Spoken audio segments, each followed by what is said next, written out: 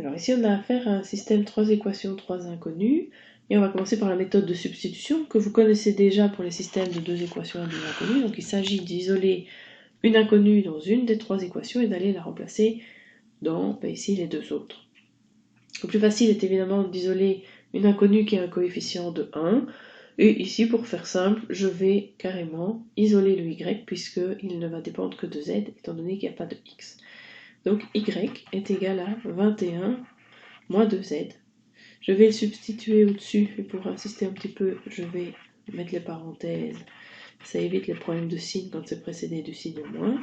Et dans la troisième, je dois évidemment multiplier par 4 pour respecter le 4y qui se trouvait là.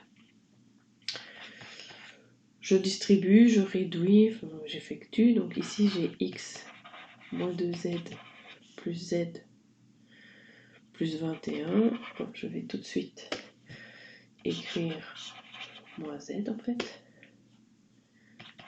Pour la première ligne. La deuxième, j'ai y est égal à 21 moins 2z. Et dans la troisième ligne, j'ai 2x plus 84 moins 8z plus 4z égale 62. Ce qui me permet maintenant d'aller isoler par exemple x dans la première en fonction de z. Comme ça, je substitue dans la troisième et je n'ai plus que du z par exemple. Mais je pourrais évidemment aussi isoler z en fonction de x et aller le remplacer ici. Bon, ça c'est vous qui décidez. Donc là, on a x moins z plus 21 égale 18. Et je devais isoler le x. Donc x est égal à z 18 moins 21 moins 3. Y c'est 21 moins 2z. Et de x, pour la dernière, ça va donner 2z moins 6 plus 84 moins 8z plus 4z, que je peux aussi tout de suite écrire comme moins 4z égale à 62.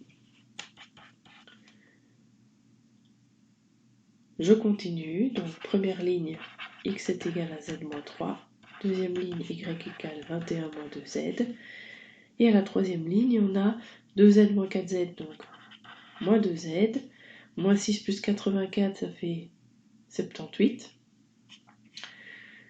Si je fais 62 moins 78, ça fait moins 16. Ce qui me permet de trouver à la dernière ligne que z est égal à 8 en divisant par moins 2. Si z vaut 8, x est égal à 8 moins 3, donc x égale 5. Si z vaut 8, j'ai que y est égal à 21 moins 2 fois 8, donc 21 moins 16, ça fait 5. Si je me remets dans le contexte du problème qui m'avait permis d'écrire ce système dans vos notes de cours, on parlait donc d'un enfant qui avait vu des autruches, des rhinocéros à une corne et des antilopes à 2 cornes. Quand on lui demande combien d'animaux il a vu, il répond que j'ai vu 18 têtes. Donc il a additionné une tête par autruche, une tête par rhinocéros et une tête par antilope. 21 cornes, les autruches n'ont pas de cornes, les antilopes en ont une, alors que les rhinocéros en ont une et les antilopes en ont deux, d'où le y plus 2z égale 21. Et il a également dit qu'il avait vu 62 pattes.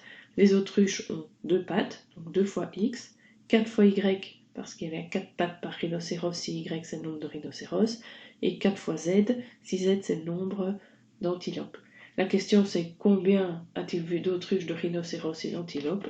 On peut dire qu'il a vu 5 autruches, puisque x c'était le nombre d'autruches.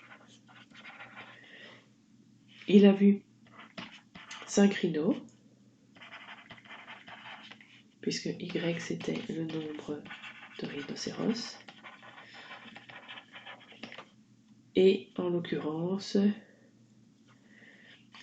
oui, antilope. Si z c'était le nombre d'antilopes. Voilà comment résoudre un système par substitution. Alors en fonction des coefficients, évidemment, ça sera plus ou moins facile. Ici, on avait la chance d'avoir une équation où les coefficients valaient tous 1. Dans la deuxième, il y avait une inconnue qui était absente et un coefficient 1, ce qui m'avait permis d'isoler tout de suite le y. Bon, ben voilà, c'était un exemple introductif. Évidemment, les substitutions ne sont pas toutes aussi rapides, aussi immédiates que celle-ci.